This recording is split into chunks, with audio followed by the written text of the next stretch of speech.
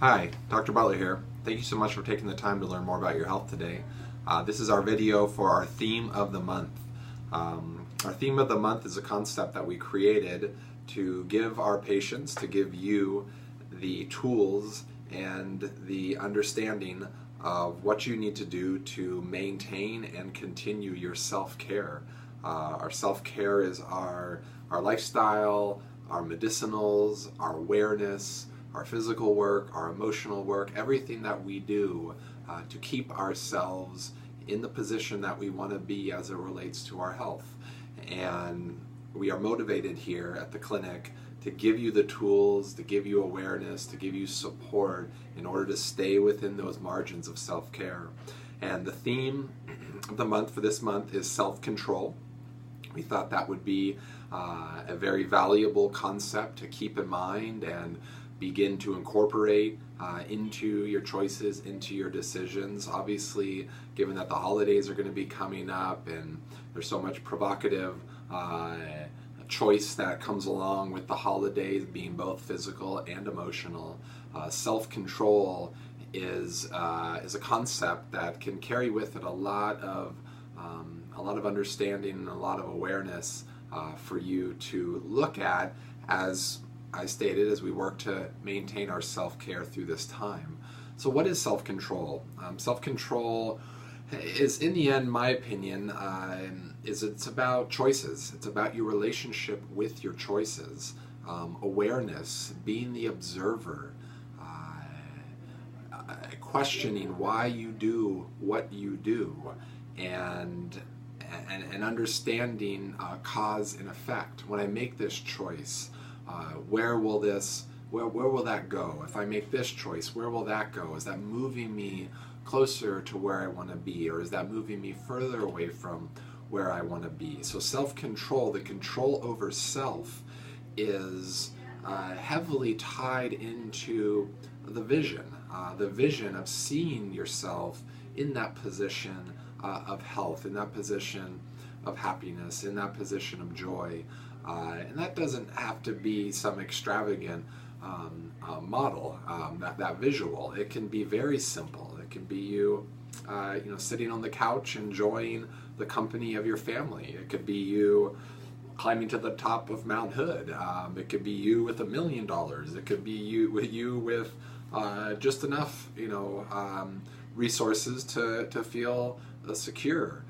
So the vision is a very relevant part of understanding self-control, because self-control will tend to be limited when we are making choices more from an automatic standpoint, more from a survival standpoint. There's very low self-control when you're running in a state of sympathetic dominance, of fight or flight, of stress. And the interesting thing is, as I was researching this topic, is that I've known for a long time blood sugar. I love talking about blood sugar with my patients, because the stability of blood sugar, the amount of glucose that you get to your brain, is a major contributing factor to kind of a cognitive a balance within the body and mind. And what happens is self-control dramatically lowers when blood sugar levels get destabilized. So when the brain's not getting enough blood glucose to it, impulse increases. I think we can relate to that sometimes on the concept of being hangry. When people aren't well fed, they can be more irritable, they can be more reactive. Our cravings tend to go up at that time period. We tend to just kind of make decisions without necessarily thinking them through. And I'm definitely a person that I don't think you need to overanalyze things. Sometimes your intuition, and most of the time your intuition is usually spot on.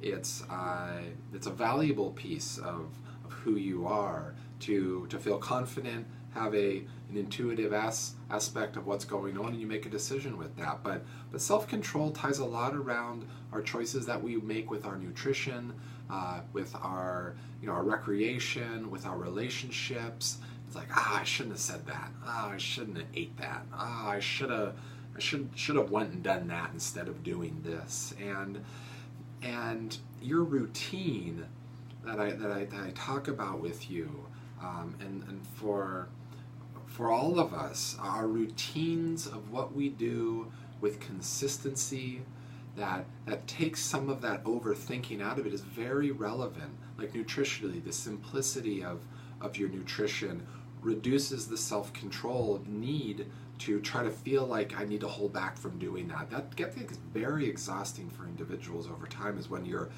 in this kind of conundrum of, oh, I want that, but I shouldn't do that. It's not good for me. I should be doing this. You're not synchronized in regards to your mind and body and your wants and needs. So self-control is about, first, as I kind of coming back to this idea, is like build your vision of seeing yourself where you want to be. What does that look like? And again, from all aspects, make it as complex as you like, make it as simple as you like, and then start associating your choices with that vision. When you do that, and of course you have to be taking care of the physical body, like I mentioned, that blood glucose concept is when your blood sugar is destabilized in your system, self-control it diminishes significantly. So you got to take care of the physical body. So remember, be eating regularly, be making your choices correctly around your self-care, your hydrotherapy, your castor oil, and your breathing, doing your bitters, taking your supplementation and your homeopathy. All of that is detoxifying the body, giving the stability within the body so that you can be conscious and focused on the present. We love that. We want you to run in the present. We want you to stay in the present. Self-control is another thing that starts to get disrupted when you start getting outside the present. You know, you're living in the future, which is an anxiety state, or you're associating with the past, which is the depression state. Self-control starts to get very in flux when we get outside of the present. So we want to stay in our present state, do what's in front of us, and work at seeing, though, a vision of where we want to be and what we are moving towards, and associate our choices today with that vision. So those choices that we make, whether it be around your nutrition, whether it be around your exercise, whether it be around your stress, whether it be around your self-care, the choices that I'm making, are they contributing to that vision? Are they moving me closer to that? Are they moving me further away from that?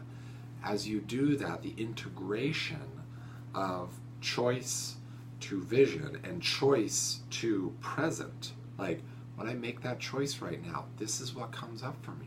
Is that something I want? Is that something I don't want? Does that play into, like I said, me moving closer to my vision? Does that play into me moving me further away from it?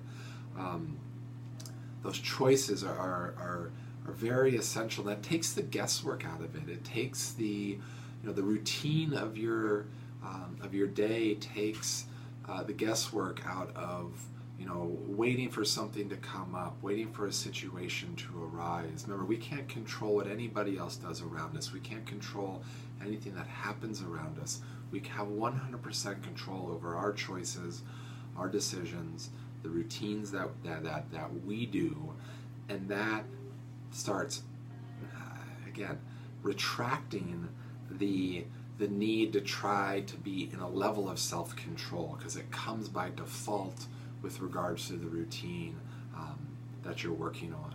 So self-control, a lot of it comes out of the prefrontal cortex in our brain. It's what makes us kind of more human, and we're spiritual beings, but different than other mammals.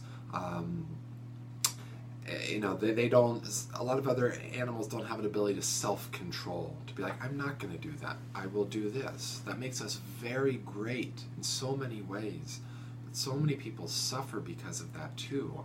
And that's our vision, is to reduce suffering by getting clear with your choice. 80% of the time, I read a study that people are making choices unconsciously. They're just choosing to do what they do based on their kind of automatic nature.